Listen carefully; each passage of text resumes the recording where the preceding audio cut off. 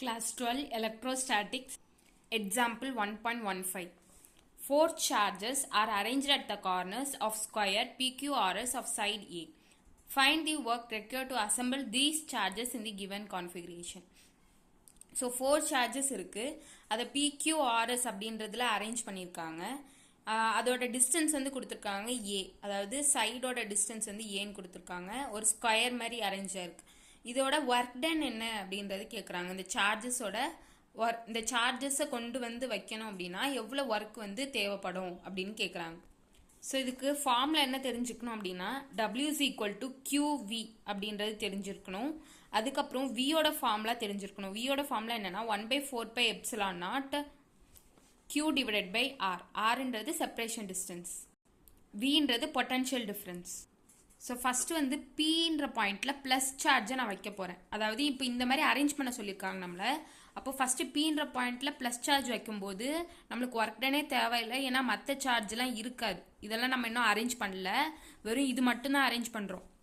அப்போ ஃபஸ்ட்டு இதுக்கு work done தேவையில்லை. அப்போ Pன்ற பாயிண்ட்ல வைக்கிறதுக்கு சார்ஜஸ் 0. அடுத்தது வந்து நம்ம Qன்ற பாயிண்ட் பார்க்கணும். ஸோ அப்போ Qன்ற பாயிண்ட்டுக்கு Q பாயிண்ட் வரும்போது P பாயிண்ட்ல சார்ஜ் ப்ரெசென்ட்டாக இருக்கும் இல்லையா? ஸோ அப்போ W is equal to QVன்றத ஃபார்முலா எடுத்துக்கலாம். அப்போ W is equal to Q வந்து இங்கே பார்த்தீங்கன்னா மைனஸ் சார்ஜ் கொண்டு வரேன். அப்போ மைனஸ் Q இன்ட்டு Vயோட ஃபார்முலா நான் சொல்லிக்கோம் 1/4 epsilon naught Q divided by ஆருக்கு பதிலாக இங்கே செப்பரேட்டட் டிஸ்டன்ஸ் வந்து ஏ, அதனால இங்கே ஏ போட்டுக்கலாம். இங்கே மைனஸ் சார்ஜ் கொண்டு வரனால இங்கே மைனஸ் போட்டிருக்கேன். ஸோ அப்போது 1/4 எப்சிலான் நாட்டு மைனஸில் இருக்கும் Q ஸ்கொயர் டிவைடட் பை ஏ. இதான் work done at the point Q. So அடுத்த ஆர் பாயிண்ட்டு, இப்போ இந்த ரெண்டு சார்ஜும் இருக்கும். இப்போ இந்த சார்ஜை கொண்டு வர போகிறேன். அப்போ இந்த ரெண்டு சார்ஜோட பொட்டன்ஷியல் டிஃப்ரென்ஸை ஆட் பண்ணுறோம். ஸோ நான் இந்த சார்ஜை கொண்டு வர போகிறேன். அப்போது work done at the R அப்படின்னா plus Q into 1/4 epsilon naught இருக்கு இல்லையா? 1/4 எப்சிலான் நாட் ஃபஸ்ட்டு என்ன வரும்? நான் மைனஸ் Q ஏற்கனவே ப்ரெசென்ட்டாக இருக்குன்னு வச்சுக்கலாமா? அப்போ ஏ வரும். அப்போது மைனஸ் Q சார்ஜுக்கு ஏ டிஸ்டன்ஸு ப்ளஸ் இந்த ஏற்கனவே இந்த ப்ளஸ் Q இருக்குமா? அப்போ இந்த இதுக்கும் நம்ம பொட்டன்ஷியல் டிஃப்ரென்ஸில் எழுதணும். அப்போது 1 ப்ளஸ் ஆட் பண்ணி எழுதணும் plus Q divided by, so இங்கே வந்து பார்த்தீங்கன்னா பித்தகாரஸ் தியரம் யூஸ் பண்ணணும். அப்போது ஸோ பித்தகாரஸ் தியரம் யூஸ் பண்ணால் இந்த டிஸ்டன்ஸ் வந்து என்னென்னா √2a.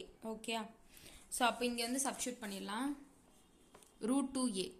ஏன் அப்படின்னா இப்போ வந்து நான் என்ன சொல்லியிருக்கேன், இந்த சார்ஜாக கொண்டு வர போகிறேன். அப்போ இந்த சார்ஜுக்கும் இந்த சார்ஜுக்கும் டிஸ்டன்ஸ் வந்து பார்த்தீங்கன்னா √2a, அதனால் இங்கே இப்படி போட்டிருக்கேன். ஸோ அப்போ இதில் வந்து என்ன வரும்னா Q இன்ட்டு 1/4 எப்சிலான் நாட் காமனாக எடுத்துடலாம். அதோட Q டிவைடட் பை ஏ, இது எல்லாத்தையும் காமனாக எடுத்துடலாமா? அப்போ நம்மளுக்கு -1 ப்ளஸ் 1/√2 அப்படின்னு வரும். ஸோ அப்போ இது எப்படி எழுதலாம்னா 1/4 epsilon naught Q square divided by A -1 plus 1/√2ன்னு வரும். அடுத்த ஒர்க் டன் எஸ் பாயிண்டில் இந்த சார்ஜை கொண்டு வரதுக்கு எவ்வளோ ஒர்க் டன் வரும் அப்படின்றது பார்க்கலாம். ஸோ இந்த சார்ஜ் அப்போ இவ்வளோ சார்ஜ் ப்ரெசென்ட்டில் இருக்கும், இந்த சார்ஜை கொண்டு வருவேன். அப்போது ஸோ ஃபஸ்ட்டு வந்து இந்த ஏற்கனவே இந்த சார்ஜ் என்னது மைனஸ் Qவா? அப்போது மைனஸ் Q எதை கொண்டு வரணும் இன்ட்டு பொட்டன்ஷியல் டிஃப்ரென்ஸ். அப்போ 1/4 epsilon naught Q divided by, ஏன்னா இங்கே வந்து இந்த Q இருக்கா, Q divided by separation distance divided by A plus அடுத்த 1/4 எப்சிலான் நாட் அடுத்து இந்த charge minus Q. Okay, minus Q இதோட டிஸ்டன்ஸ் வந்து பார்த்தீங்கன்னா இந்த இதுக்கு வந்து √2a. அப்போது minus Q divided by √2a plus அடுத்த இந்த இதுக்கு பார்க்கணும். அப்போது இங்கே Q பை ஏ தான்.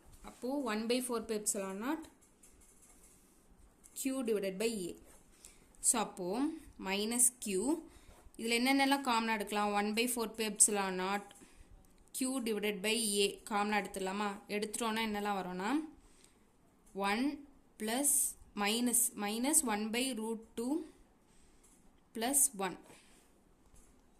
ஸோ அப்போது minus 1/4 epsilon naught Q square divided by ஏவா? இந்த 1 1 ஆட் பண்ணால் 2, அப்போ 2 minus 1/√2 அப்படின்னு வரும். ஸோ இதுதான் வந்து work done at S point. So இதில் என்ன புரிஞ்சுக்கணும் அப்படின்னா, ஃபஸ்ட்டு பீன்ற பாயிண்டில் ப்ளஸ் சார்ஜை கொண்டு வரேன். அதுக்கு நம்மளுக்கு ஒர்க் டனே தேவையில்லை, ஏன்னா எந்த சார்ஜுமே ப்ரெசென்ட் ஆகலை. அடுத்த கியூன்ற பாயிண்டில் மைனஸ் சார்ஜை கொண்டு வரேன், அப்போ ப்ளஸ் சார்ஜ் இருக்குது, அப்போ அதோட பொட்டென்ஷியல் டிஃப்ரென்ஸை இது பண்ணணும். அடுத்தது வந்து ஆர்ன்ற பாயிண்டில் ப்ளஸ் சார்ஜ் கொண்டு வரேன், அப்போ இங்கே 2 பொட்டென்ஷியலையும் ஆட் பண்ணணும். அடுத்து இங்கே வந்து எஸ்ன்ற பாயிண்டில் மைனஸ் சார்ஜ் கொண்டு வரேன், அப்போது இந்த 3 பாயிண்டில் இருக்க சார்ஜஸோட பொட்டென்ஷியலை என்ன பண்ணணும்னா ஆட் பண்ணியிருக்கேன். Suppose a charge Q dash is brought to the center of the square by keeping the 4 charges fixed at the corners. How much extra work is required for this? அதாவது என்ன கேட்குறாங்கன்னா, இப்போ Q dash அப்படின்ற ஒரு சார்ஜை வந்து கொண்டு வரேன் அப்படின்னா, சென்டர் பொசிஷனில் கொண்டு வரேன் அப்படின்னா, ஆனால் இந்த 4 சார்ஜ் அப்படியே தான் இருக்குது, இதை கொண்டு வரேன்னா எவ்வளோ ஒர்க் டன் தேவைன்னு கேட்குறாங்க. அப்போனா ஒர்க் டன் 0 தான், ஏன்னா இங்கே ப்ளஸ்ஸு மைனஸு, ஸோ அப்போ இங்கேயும் நம்மளுக்கு கேன்சல் ஆயிரும்.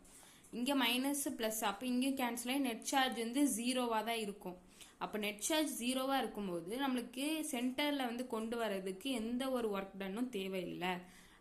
அதுக்கு வந்து எக்ஸ்டர்னல் ஃபோர்ஸை, வித்தவுட் எனி எக்ஸ்டர்னல் ஃபோர்ஸை நம்மளுக்கு என்ன ஆயிரும், அதுவாகவே வந்து பிளேஸ் ஆயிரும் அப்படின்ற மாதிரி சொல்கிறாங்க. அப்போ என்ன சொல்லலாம் அப்படின்னா, சிம்பிளாக ஒர்க் டன் வந்து 0 அப்படின்னு சொல்லலாம்.